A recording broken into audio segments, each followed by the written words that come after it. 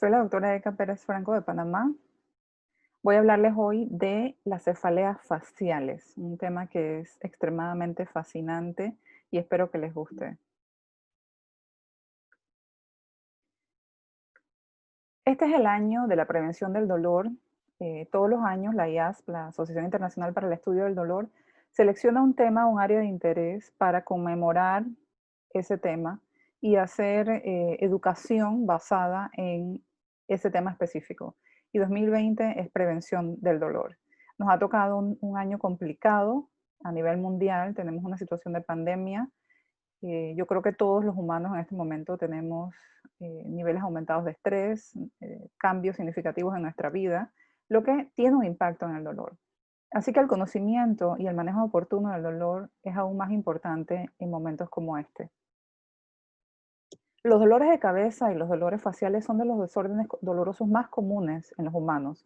Aproximadamente el 90% de la población general reporta algún dolor de cabeza durante su vida. Es un porcentaje bastante elevado.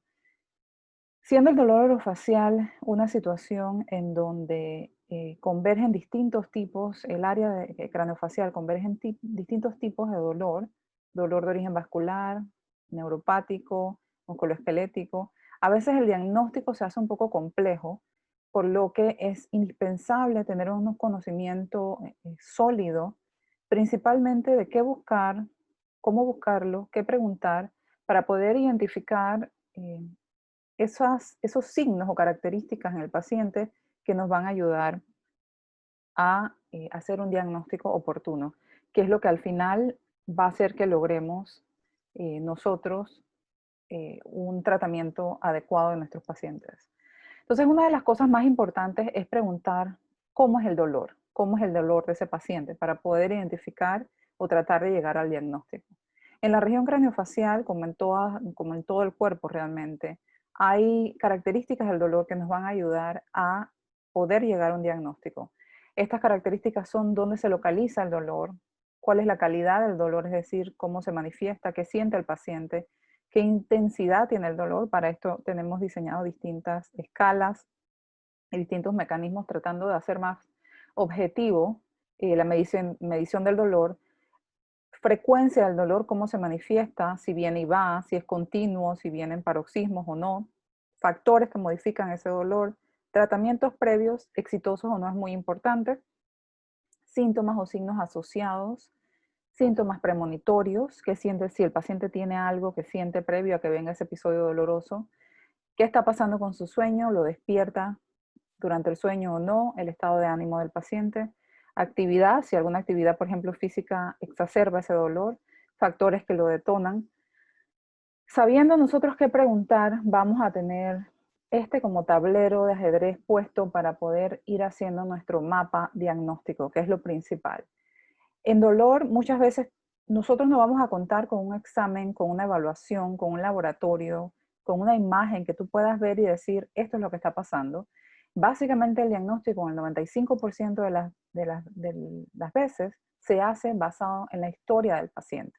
De allí la importancia de tener las armas de conocimiento para saber qué preguntar, cómo preguntarlo y qué buscar. Todas las cefaleas han sido clasificadas. Hay una clasificación internacional que probablemente muchos de ustedes conocen, que es la clasificación de la Asociación Internacional de Cefaleas. Ellos han tenido varias versiones, ahora tienen una última.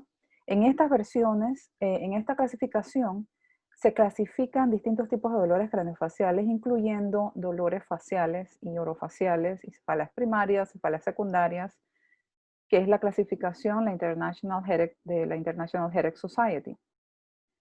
Ustedes la pueden buscar en internet y va a salir, allí van a tener todas las clasificaciones y los criterios diagnósticos, que es interesante que lo busquen.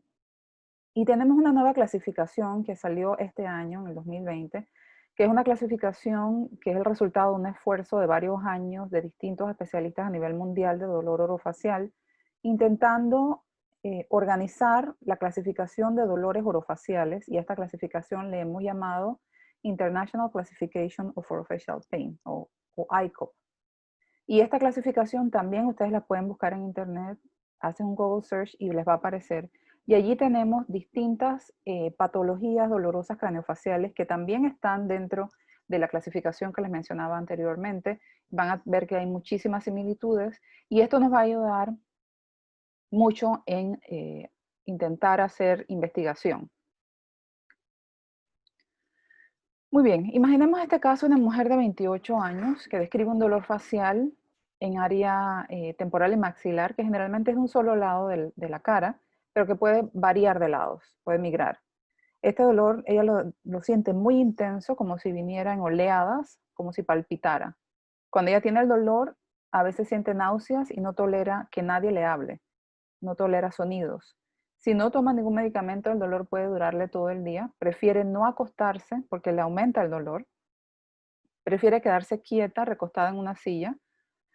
Y ella ha notado que este dolor es más frecuente al estar estresada, al haber dormido mal o estar alrededor de su periodo menstrual. Entonces, quizás ya, a ustedes aquí ya tienen una idea de a qué dolor nos referimos. Y estamos hablando de un dolor con características migrañosas, una migraña facial. Hasta hace poco la definición de migraña facial era un tema un poco de controversia, pero ahora ya estamos llegando más eh, una unión de resultados que nos lleva a concluir que hay migrañas que se presentan exclusivamente en la región facial. De igual manera, nosotros podemos tener migrañas que se presentan como la migraña tradicional en cabeza, área, digamos, temporal, parietal, occipital, pero que tienen una sumatoria de sintomatología a nivel facial. Como sabemos y la evidencia de los últimos años ha inclinado la balanza en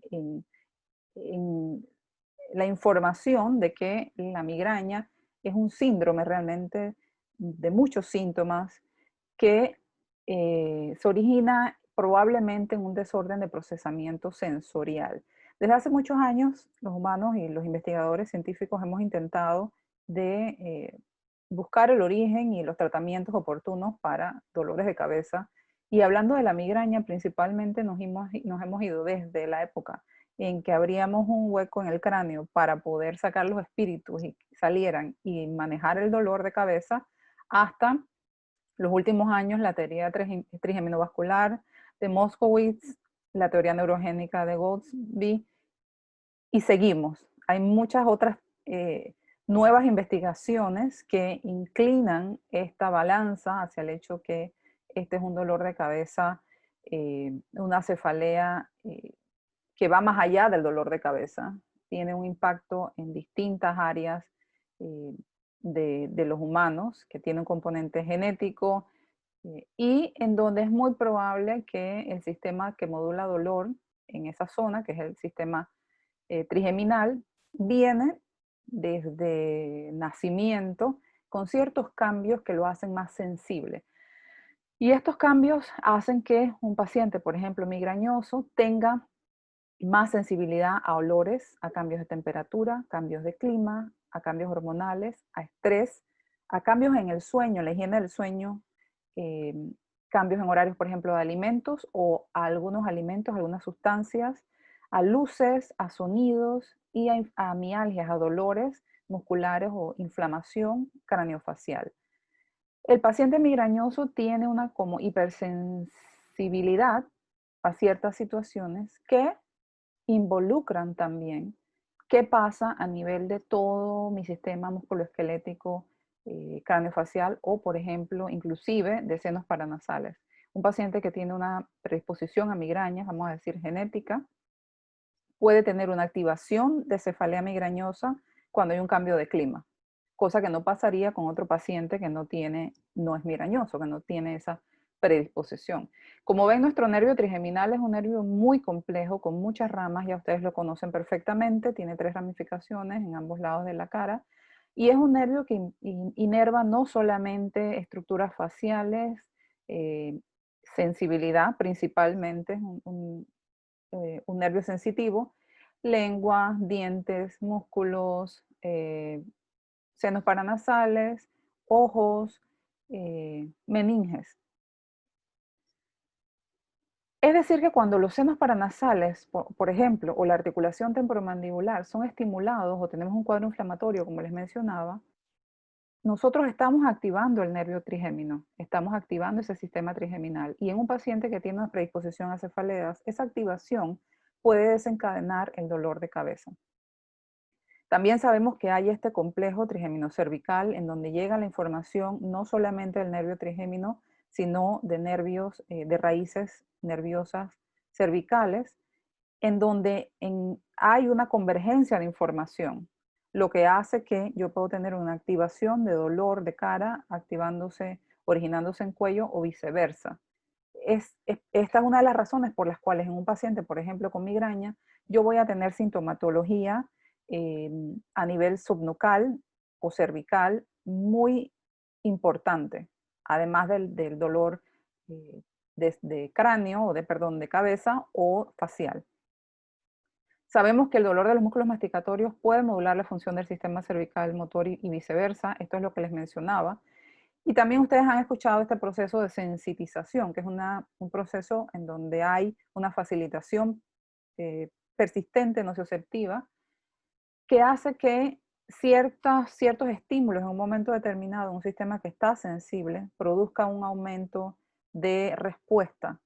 Y esto es parte de lo que ocurre, por ejemplo, en pacientes que tienen esta hipersensitividad, que se exponen entonces, por ejemplo, a una activación mantenida de inflamación de músculos, por ejemplo, pericraneales.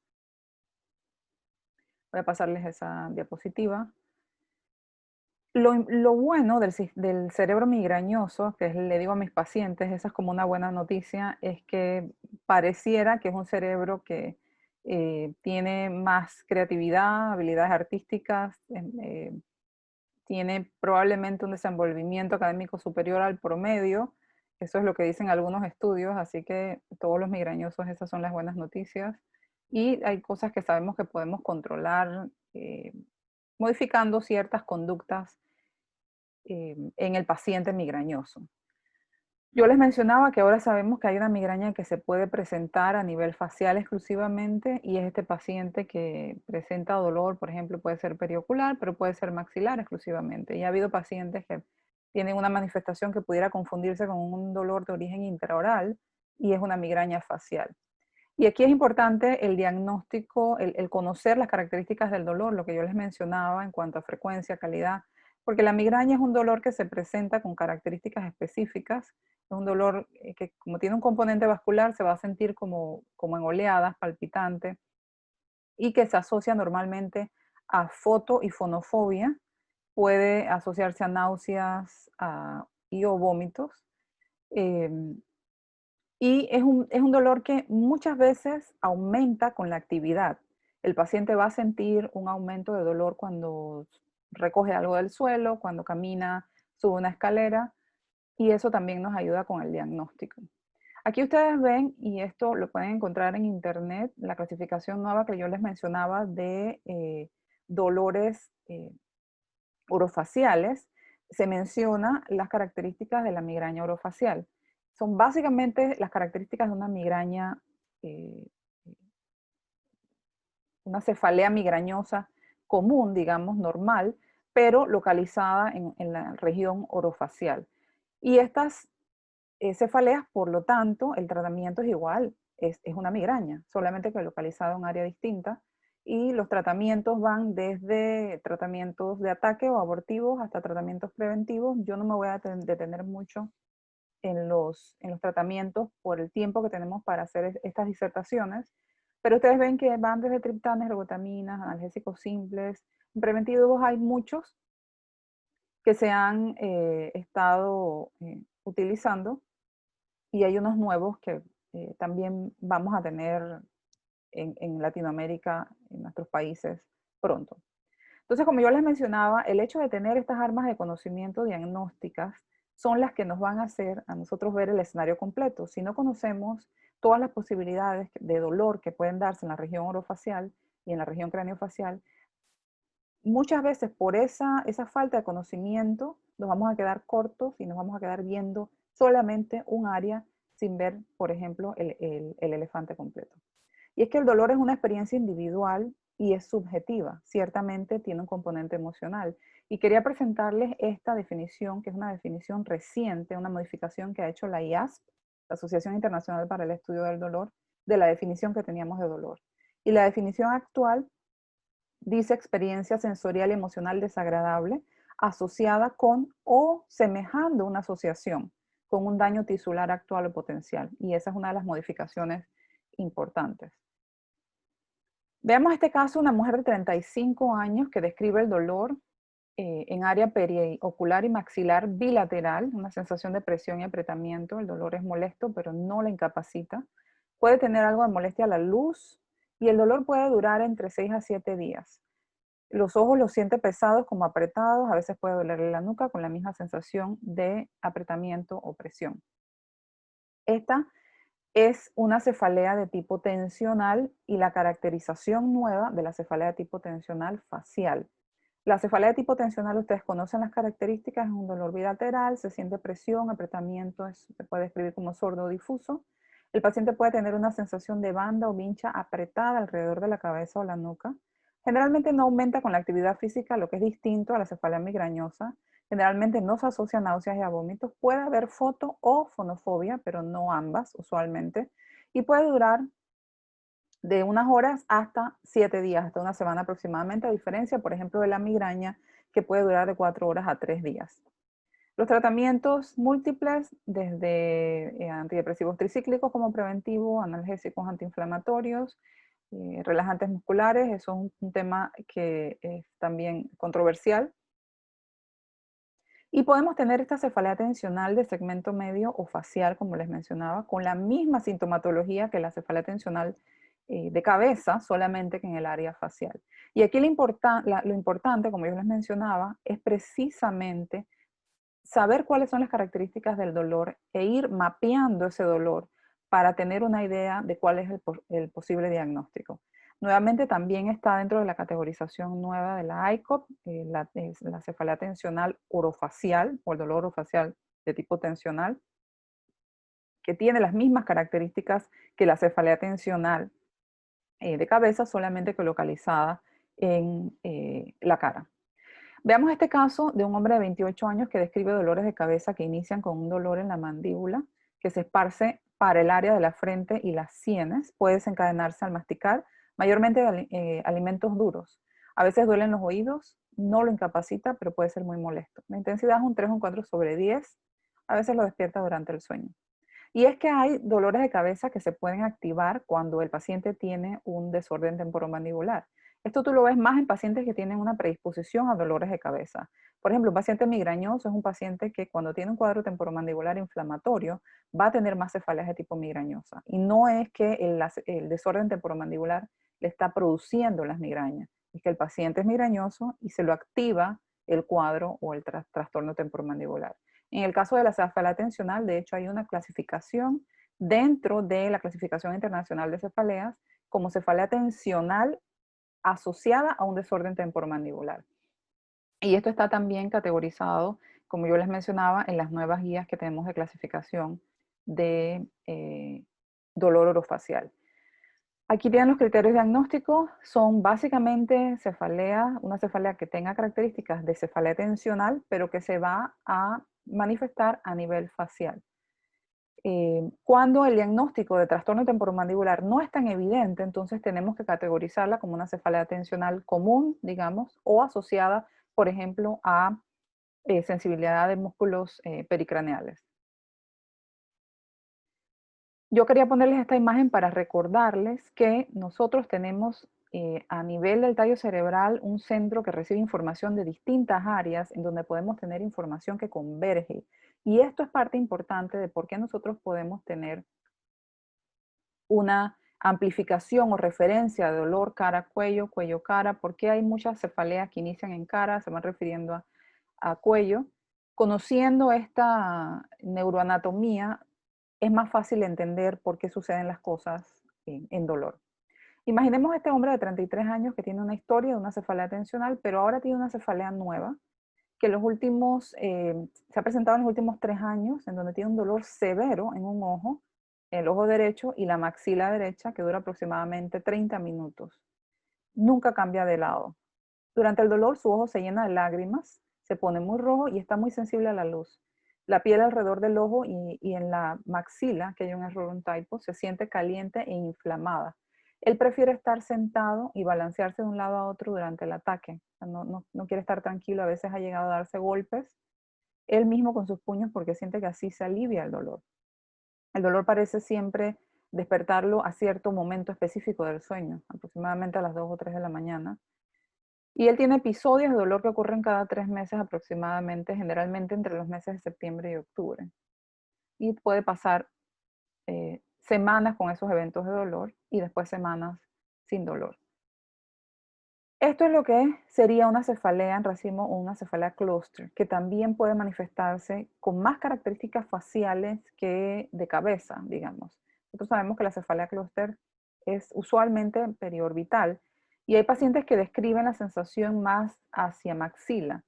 Muchas veces, o sea, la mayoría de las veces asociado a estos signos autonómicos, que son una de las características de lagrimeo, rinorrea, inyección de la conjuntiva, que son parte de los signos que nos van a ayudar a nosotros a hacer el diagnóstico oportuno. Lo otro es el tiempo de duración de esta cefalea. Estos son dolores de cabeza que duran más o menos entre 15 a 180 minutos. El tiempo de duración de las cefaleas nos va a ayudar muchísimo a hacer el diagnóstico. Estas son cefaleas que son difíciles de manejar. Hay algunos tratamientos que se han probado, ustedes los ven aquí. Como les dije, no me voy a detener en tratamientos por tiempo, pero son una de las cefaleas más difíciles de manejar. Aquí tenemos la clasificación también que les mencionaba, de la nueva clasificación que tenemos de dolor orofacial, como, eh, como manifestación de el dolor.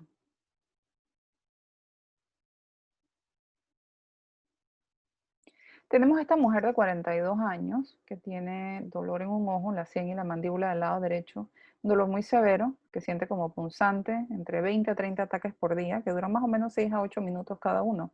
El dolor es espontáneo, no ha podido identificar algo que lo detone, siente que el párpado del lado del dolor como que se le cae, se le baja, es pesado y es un dolor muy terrible.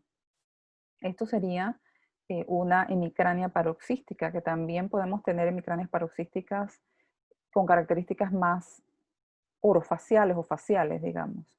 Es más común en mujeres entre los 30 y 40 años.